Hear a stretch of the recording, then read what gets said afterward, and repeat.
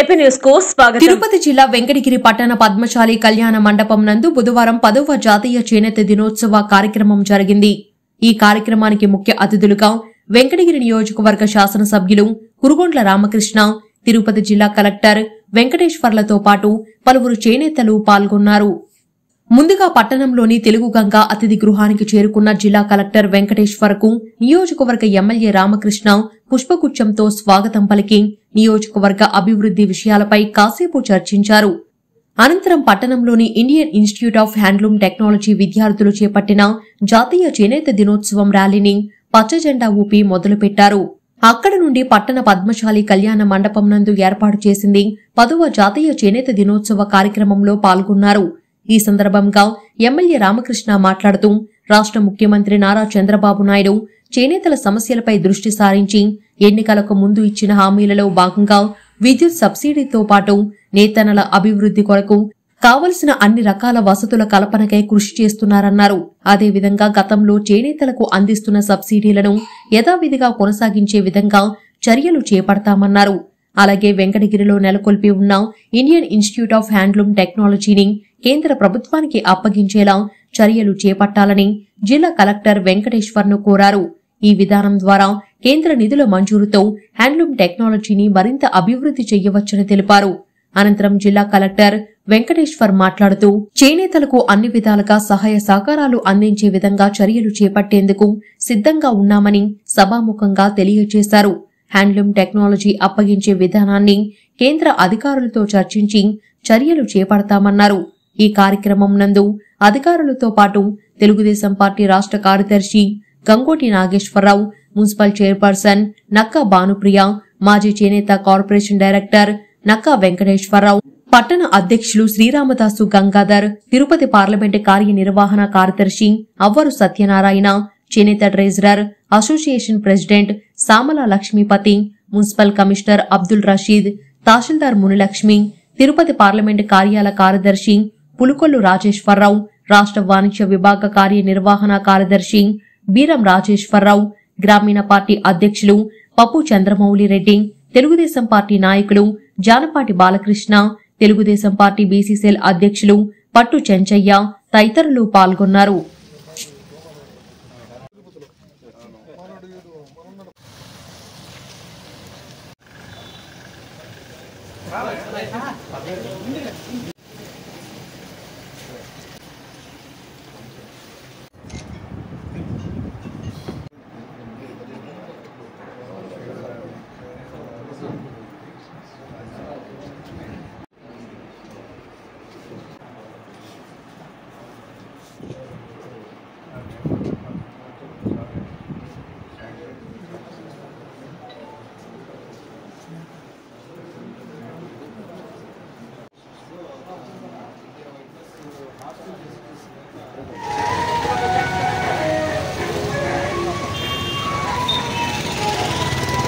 ఇక్కడ ఉంది, ఇక్కడ నుంచి లాగండి.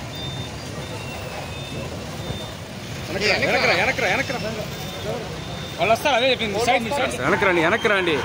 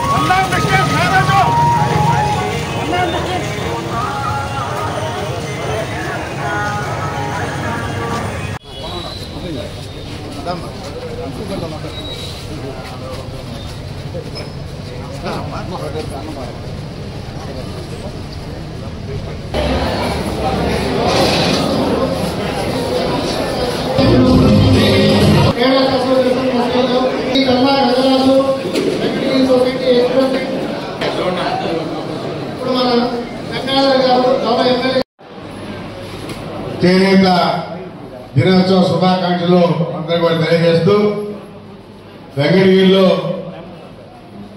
వెంకటగిరి అంటేనే చేనేతలు గుర్తుకొస్తారు. ఇక్కడున్నటువంటి వాళ్ళు మంచి డిజైన్లు పెట్టి నేయడం చీరని తొడిగినటువంటి గొప్ప వ్యూవర్స్ లో ఇక్కడ ఉన్నారన్నమాట. అయితే వాళ్ళు అడిగేది మాకు మార్కెట్ లేదు, మేము అన్ని రకాలుగా అన్ని డిజైన్లు మేము నేస్తున్నాం, కానీ మాకు సేల్స్ లేని దానివల్ల మేము కూలీలు కూడా ఇవ్వలేకపోతా ఉన్నాం అని చెప్పని అంటున్నారు. వాళ్ళ కుట్టేటువంటి బట్టల్ని అందరూ కూడా ధరించుకునే విధంగా ఆ రోజులు ఉండేది. కానీ వాళ్ళు అడిగేది వారంలో ఒక రోజు చేనేతను కుట్టినటువంటి డ్రెస్ ని ప్రతి ఒక్కరు గారు వేసుకుంటే మాకు కూడా డిమాండ్ ఉంటుందని చెప్పి వాళ్ళ కోరిక. అదేవిధంగా మన ముఖ్యమంత్రి అదేవిధంగా గతంలో సిల్క్ సబ్సిడీ ఉండేది, అది ఈరోజు తప్పనిసరిగా చేస్తామని చెప్పని కూడా పాటించున్నారు. కాబట్టి దాన్ని కూడా ఫాలోఅప్ చేస్తామని చెప్పని కూడా తెలియజేస్తా ఉన్నాం. మగ్గాలు వేసుకుంటారు, ఇంటికి వస్తారని చెప్పని కూడా చెప్పడం జరిగింది. ఎంత కావాలనేది కూడా సైట్ మెజర్మెంట్ వేసి దాన్ని శాంక్షన్ చేస్తామని చెప్పని కూడా తెలియజేస్తా ఉన్నాం. చేనేత రంగంలో వాళ్ళ అనుబంధ సంస్థల్లో కూడా పనిచేస్తున్నటువంటి వాళ్ళందరికీ ఎంతో ప్రాముఖ్యత ఇవ్వాలనే ఉద్దేశంతో కూడా ఈరోజు స్వయాన గౌరవ ముఖ్యమంత్రి గారు కూడా మనకి మధ్యాహ్నం చీరాల్లో ఈ కార్యక్రమాన్ని అటెండ్ అవ్వడం జరుగుతుంది. దాన్ని బట్టి అర్థం చేసుకోవచ్చు గౌరవ ముఖ్యమంత్రి గారు ఈ రంగానికి ఎంత ప్రాముఖ్యత ఇస్తున్నారనేది కూడా ఇక్కడికి వచ్చేసినటువంటి వాళ్ళందరూ కూడా అర్థం చేసుకోవాలి. అదేవిధంగా మన తిరుపతి జిల్లాలో కాకుండా మొత్తం రాష్ట్రంలో కానీ అదేవిధంగా చాలా మందికి సౌత్ ఇండియన్ స్టేట్స్ లో వెంకటగిరి చేనేత వస్త్రాలంటే చాలా ప్రాముఖ్యత.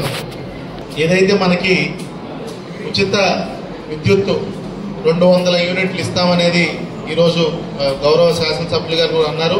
అది ప్రభుత్వం దృష్టిలో ఆల్రెడీ ఉంది. గౌరవ ముఖ్యమంత్రి గారు కూడా దాని మీద చర్చించి త్వరలోనే దాని మీద నిర్ణయం తీసుకోవడం జరుగుతుంది. అది మీ అందరికీ ఎలాగో గౌరవ ముఖ్యమంత్రి గారి ద్వారా తెలుస్తుంది.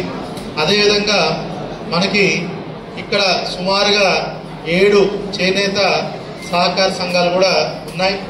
అది ఏడీ గారు త్వరగా ఆ 7 సంఘాలకు సంబంధించి నాకు పెట్టినట్టయితే త్వరగా దాని మీద కూడా నిర్ణయం తీసుకోవడం జరుగుతుంది. అది వెంటనే చెప్పడం జరుగుతుంది. అదేవిధంగా చాలా మందికి మనకి ఈ సబ్సిడీలు రావడము ఆగిపోయాయని చెప్పున్నారు. ఇంతకుముందు నాబార్డు ద్వారా వచ్చాయని చెప్పున్నారు. ఆ సబ్సిడీలు కూడా మళ్ళీ వచ్చే విధంగా ప్లాన్ చేసుకుంటామని ఈరోజు చెప్పడం జరుగుతుంది.